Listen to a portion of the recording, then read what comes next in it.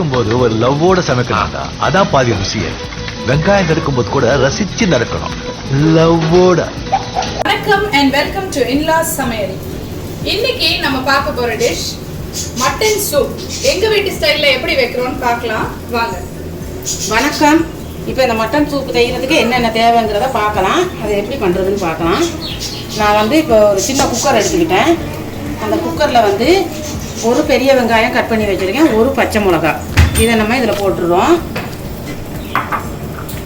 சின்ன தக்காளியாக 2 தக்காளி கட் பண்ணி வச்சுருக்கிறேன், இதையும் நம்ம இதில் சேர்த்துருவோம். மட்டன் சூப் வைக்கிறதுக்கு இப்படி தான் பண்ணணும். அதே போல் மட்டன் எலும்பு கறியும் சேர்ந்தா போல் இருக்குது, அப்போ தான் குழந்தைங்க சாப்பிடுவாங்க சூப்பு குடிச்சிட்டு.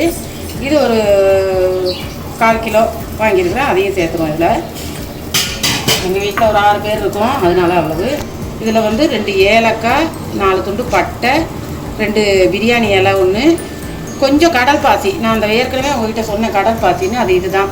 இது குழம்புலையோ சூப்புலையோ போட்டால் நல்லா வாசமாக இருக்கும்.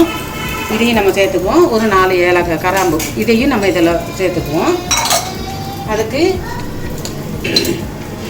மசாலா ஐட்டம் இஞ்சி பூண்டு பேஸ்ட். இதுக்கு இப்போ 1 ஸ்பூன் ஜீரகத்தூள், இந்த ஸ்பூனில் 1 ஸ்பூன் ஜீரகத்தூள், அது கிட்டத்தலி 1/2 ஸ்பூன் மஞ்சள் பொடி, 1/4 ஸ்பூன் கரம் மசாலா. மிளகுத்தூள் தான் மெயினு. மிளகுத்தூள் இதில் 1/2 ஸ்பூன் சேர்க்குறேன், ஏன்னா குழந்தைங்க சாப்பிடணும், அதனால் 1/2 ஸ்பூன் சேர்க்குறேன்.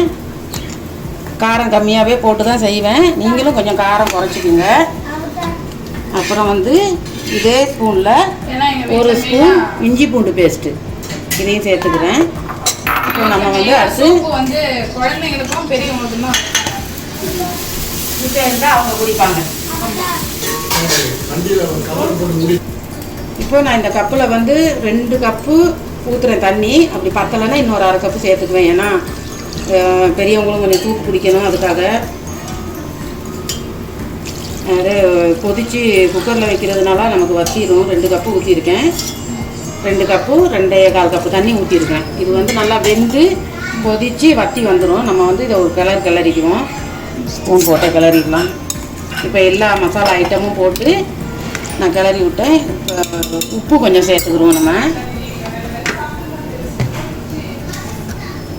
கொஞ்சமாக உப்பு சேர்த்துக்குவோம், பத்தலைன்னா அப்புறம் சேர்த்துக்கலாம். நான் ஒரு 1/2 ஸ்பூன் தான் உப்பு சேர்க்குறேன்.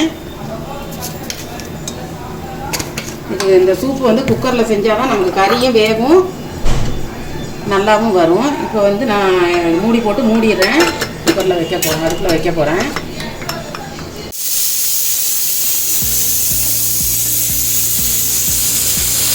நல்லா நான் ஒரு 6லேருந்து 7 விசில் விட்டுருக்கேங்க இந்த சூப்புக்கு.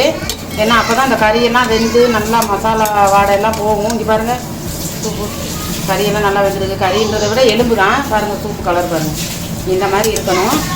இப்போ நம்மளுடைய மட்டன் சூப் ரெடி. நான் குழந்தைங்க சாப்பிடணுன்றதுக்காக சும்மா கறி பீஸு ஒரு 2 துண்டு ஈரல் எல்லாம் சேர்த்துக்கிட்டேன். அதில் நீங்களும் சேர்த்துக்கிறேன்னா சேர்த்துக்கலாம், அப்படி இல்லை வெறும் எலும்பு மட்டும் போட்டாலே போதும். நல்ல ஒரு சூப்பரான மட்டன் சூப் ரெடி. இது யூஸ்வலாக அந்த காலத்துலேருந்து இந்த காலத்து வரைக்கும் அந்த பாட்டிங்கெல்லாம் குழந்தைங்களுக்கு மெயினாக அந்த மட்டன் சூப்பு ரொம்ப ஹெல்த்தின்னு அடிக்கடி செஞ்சு தருவாங்கள்ல. அது மட்டும் இல்லை, குழந்தை பெற்றவங்களுக்கும் இந்த மட்டனோட நெஞ்செலும்பு போட்டு சூப்பு வச்சு கொடுத்தா ரொம்ப நல்லது. அந்த இடுப்புக்கு பேலன்ஸ் கொடுக்கும். நல்லா இந்த கொரோனா டைமில் இது பெரியவங்கள்லேருந்து சின்னவங்க வரைக்கும் சாப்பிட்டா ரொம்ப ஹெல்த்தியான ஒரு டிஷ்ஷு. நம்ம வீட்டில் இப்போ எல்லாருக்கும் கொரோனா வந்திருக்கும் போது நம்ம இந்த மாதிரி மட்டன் சூப் இதே மெத்தடில் தானே வச்சு சாப்பிட்டோம். இப்போ நீங்கள் அந்த கொரோனா இருந்தாலும் சரி, இல்லாமல் நல்லா ஆரோக்கியமாக இருந்தாலும் சரி, ஆண்டவனேன்னு கண்டிப்பாக இந்த மாதிரி ஒரு சூப்பு ரெடி பண்ணி நீங்களும் சாப்பிட்டு பாருங்கள், ரொம்ப நல்லாயிருக்கும். கண்டிப்பாக நீங்கள் இதை ட்ரை பண்ணிவிட்டு எப்படி இருந்ததுன்னு சொல்லுங்கள். அடுத்து ஒரு அருமையான டிஷ்ஷோட உங்களை சந்திக்கிறோம். until then bye. ஓகே, பாய். சமைக்கும் போது ஒரு லவ்வோட சமைக்கணும்டா, அதான் பாதி ருசியே. வெங்காயம் நறுக்கும் போது கூட ரசிச்சு நறுக்கணும், லவ்வோட.